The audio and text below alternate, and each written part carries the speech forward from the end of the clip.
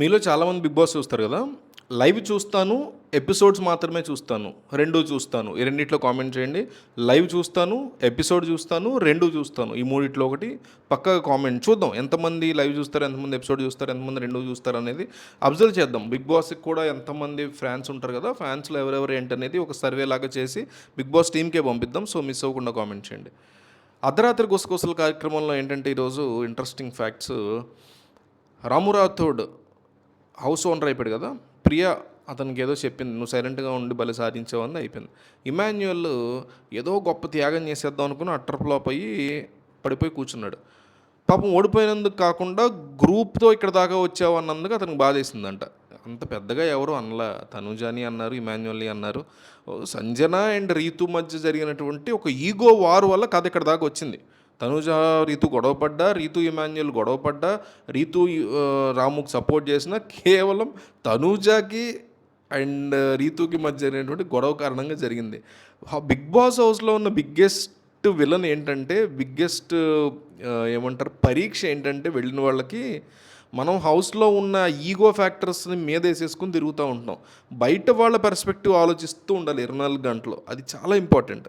లోపల వాళ్ళు మన ఫ్రెండ్షిప్ చేసేసుకుని, మన ఫ్రెండ్స్ ముందు ఆడేదో మనల్ని అనేసాడు, మన ఫ్రెండ్స్ ముందో లేకపోతే అందరి ముందో నేను బ్యాడ్ అయిపోయాను అనే ఫీలింగ్ని పక్కన పెట్టి, నేను బ్యాడ్ అవుతున్నానా, నన్ను వీళ్ళు ఇబ్బంది పెడుతున్నందుకు వాళ్ళు బ్యాడ్ అవుతున్నారా అని ఆలోచించుకుంటే సరిపోద్ది. సో ఎగ్జాంపుల్ ఇవాళ ఇష్యూలో రీతుని సంజన బాధ పెట్టింది, బ్యాడ్ చేసింది కాబట్టి సైలెంట్ అయిపోతే సంజనకు బ్యాడ్ పడేది, రీతు పర్ఫెక్ట్ అయ్యేది.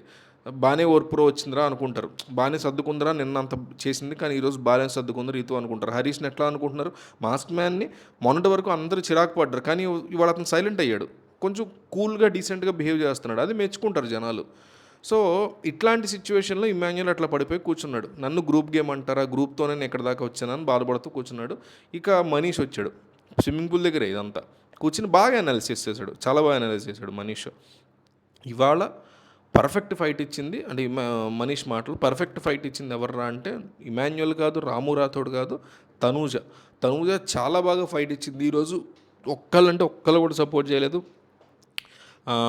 ఆవిడ పేరెంట్ సంజన వచ్చి సపోర్ట్ చేస్తానన్నా కూడా తన ఫ్రెండ్కి వ్యతిరేకంగా ఆవిడ ఉంది కాబట్టి ఆవిడ వచ్చి తనను సపోర్ట్ చేయడం అనేది తన ఫ్రెండ్కి వ్యతిరేకంగా అవుతుంది కాబట్టి నా గేమ్ నేను ఆడుకుంటాను, నాకు ఎవరు సపోర్ట్ చేయక్కర్లేదు అని చెప్పిందని బాగా చెప్పాడు. అయితే కింద పడినప్పుడు మాత్రం ఒకసారి తనూజాన్ని ఏముందంటే సంజన గారు మీరు రావచ్చు అనేసింది.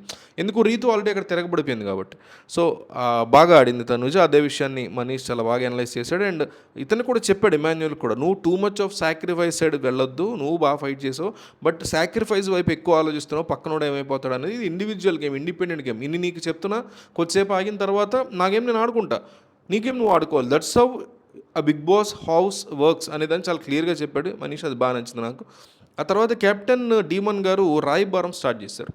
ఎందుకయ్యా అంటే రీతు చౌదరి గారు బాధపడ్డారు. రీతు చౌదరి గారు బాధపడి ఏడ్చుకుంటూ వెళ్ళి డీమన్ పవన్ చేయి పట్టినసరికి మనోడు నేను ఏదో ఒకటి చేయాలి, తను వెళ్ళి తన ఫ్రెండ్స్తో కలపాలి, నన్ను మీద ఆధారపడి ఉంది కదా అమ్మాయి జీవితం, నేను లేకపోతే అమ్మాయి బతుకుద్దా అసలు అని ఫీలింగ్ ధీమాన్ పవన్కి. నేనే కదా ఉద్ధరించాలి, రేపు బయటికి వెళ్ళాక కూడా నేనే కదా అమ్మాయిని చూసుకోవాలి, పెళ్లి చేసుకోవాలని ఫీల్ అవుతాడు మనోడు లోపల. సో ఇప్పుడు వీళ్ళు అందరితో రాయబారం, లాబింగ్, మీడియేషన్ చేస్తున్నాడు. పాపం కదా తను వచ్చి ధైర్యం చేయలేకపోతుంది. తనుజ నీతో మాట్లాడడానికి, నువ్వే అర్థం చేసుకుని మాట్లాడు ఇమాన్యుయల్, నువ్వే అర్థం చేసుకుని మాట్లాడు ఇమాన్యుయల్, సుమన్ శెట్టి మీరు కూడా తనని ఇబ్బంది పెట్టారు కదా, మీరు కూడా మాట్లాడండి అని ఈ రాయబారం చేస్తూ మీడియేషన్ వర్క్స్లో బిజీగా ఉన్నాడు మన డీమన్ పవన్ అర్ధరాత్రి. ఇక రాము రాథోడ్ అయితే మామూలు బాధేలా నాకు చూసా తను. ఎందుకంటే తనుజ పెచ్చ దబ్బులు దబ్బింది. ఒకసారేమో అటేపు ఉంటావు, రీతు చౌదరి చెప్పిన దానికి అంటావు, నువ్వు రీతు కలిసి ప్లాన్ చేశారు కదా నాది లేపేయడానికి అంటే అవునని అంటావు నాతో, అటు తిరిగి మళ్ళీ దాంతో కాదంటావు. అంటే రామురాత్రి ఏం చెప్పాడు నాకు అర్థం కాలేదు, ఏం చెప్పారు అక్క అన్నాడు. మరి అన్నప్పుడు అడగాలి కదరా నువ్వు. అటు తిరిగి తనకు ఓకే చెప్పాడు, ఇటు తిరిగి తినకు ఓకే చెప్పేటప్పుడు నాకు అర్థం కాలేదమ్మా, దాని బదులు ఓకే బదులు నాకు అర్థం కాలేదు మళ్ళీ చెప్పండి అంటే వాళ్ళు చెప్తారు, దాన్ని చెప్తే అయిపోద్ది. అప్పటికి గేమ్ పాజిటివ్ అనేది వచ్చింది. అట్లాంటివి ఏమీ చేయకుండా అలా లేచి నుంచి అసలు రాము రాథోడ్ ఆడిన విధానం వరస్ట్గా ఉంది, అది వేరే విషయం. బట్ వీళ్ళ విషయంలో కూడా అతను అటు తిరిగి ఓకే చెప్పి మళ్ళీ ఇటు తిరిగి కూడా ఓకే చెప్పి దాన్ని తనూజ తిట్లు తిట్టింది.